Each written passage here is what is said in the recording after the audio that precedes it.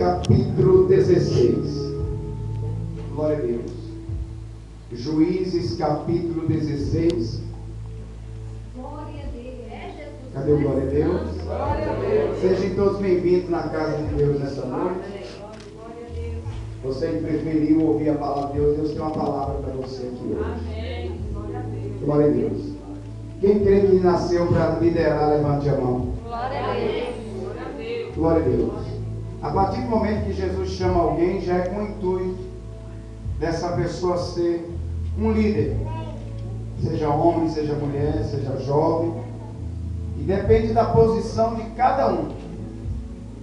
Se você realmente dedicar a sua vida e buscar a Deus, Deus te faz primeiro líder da tua casa, líder do grupo que você certamente assumirá, líder de uma igreja, e acaba se tornando às vezes um líder de uma nação.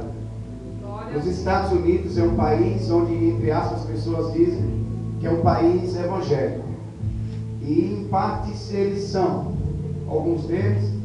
E quando, por exemplo, um presidente chega a assumir o governo, normalmente sempre ele chama um pastor para orar, para abençoar o país em nome de Jesus. Amém. Isso agora não está tendo muito, mas ainda existe nos Estados Unidos. E quem é que ele chama? Será que aqueles que não têm compromisso com Deus? Aqueles que simplesmente dizem que é crente? Não. É aqueles a quem Deus já liberou para ser líder no seu país. E não tem nada melhor para o homem e para a mulher ser reconhecido como homem e mulher de Deus. Ah, esse aqui é a mulher de fulano de tal, esse aqui é a mulher de tal, esse aqui é o homem daquela mulher. Não, você precisa ser conhecido como homem de Deus, mulher de Deus, ministro do Evangelho de Deus aqui nessa terra. Podemos ler a palavra do Senhor, Juízes capítulo 16, a partir do versículo 19. Então ela o fez dormir sobre os seus joelhos e clamou a um homem e rapou-lhe as 7 tranças do cabelo da sua cabeça e começou a afligi-lo e retirou-se dele a sua força. E disse ela: os filisteus vêm sobre ti, Sansão. E despertou o seu sono e disse: sairei ainda esta vez como antes, e me livrarei, porque ele não sabia que o Senhor já tinha se retirado dele. Amém? Amém. Espírito Santo, eu te peço que fale aos nossos corações aqui nesta noite.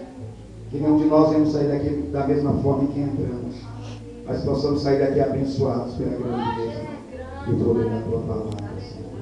Amém, Jesus. Podeis assentar, meus amados, aplaudam o nome de Jesus com alegria.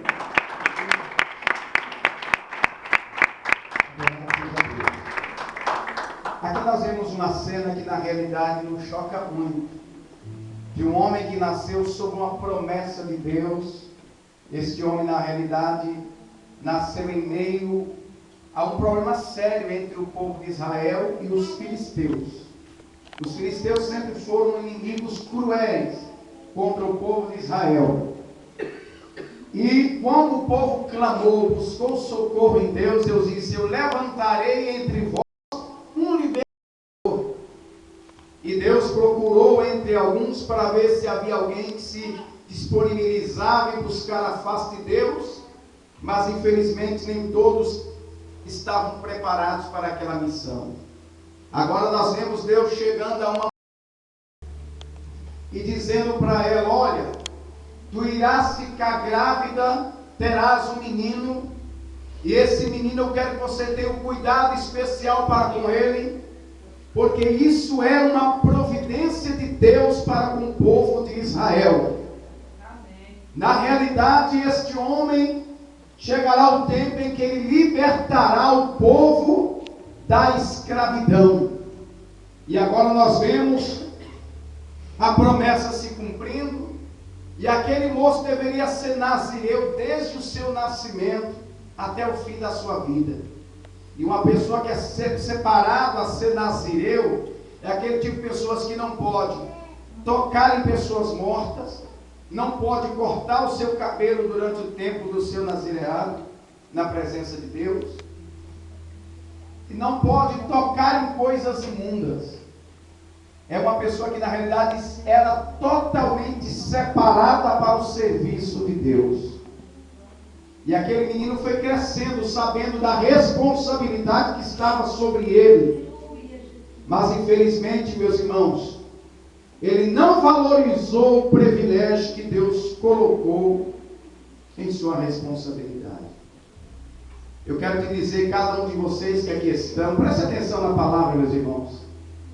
Eu quero dizer, cada um de vocês que aqui estão, tem um chamado especial de Deus para a sua vida. Deus não levantou nós por acaso, simplesmente para ser crente. Ser crente hoje em dia é muito fácil ser. Entre aspas, como as pessoas pensam que é. Mas na realidade Deus nos levantou para fazer diferença. Para ser o representante dele legal aqui nessa terra. Para ser a libertação do povo que vive na escravidão. Escravizado por Satanás, escravizado pelos demônios, escravizado pelas obras das trevas. Mas é preciso que cada um de nós venhamos, meus irmãos, zelar pela oportunidade e privilégio que Deus nos deu de sermos representantes seus aqui nessa vida, aqui nessa terra, aqui neste país, em meio aos nossos parentes e familiares. Mas como sempre nós temos falado, tem pessoas que infelizmente ouvem a palavra de Deus ano após ano e a vida continua a mesma, nunca tem mudança nenhuma. São pessoas que não conseguem glorificar a Deus pela sua vida. E essas pessoas causam mais escândalos dizendo que é crente do que se ficar calado e não dizer que é cristão. E Sansão, meus irmãos, na realidade nasceu para libertar um povo que estava sob o domínio do inimigo. Sansão nasceu para um cumprimento de um propósito de Deus sobre o seu povo. Mas esse moço não valorizava as coisas de Deus na sua vida, como hoje tem muita gente também que faz o mesmo. E o diabo sempre procurou achar uma oportunidade para acabar com Sansão.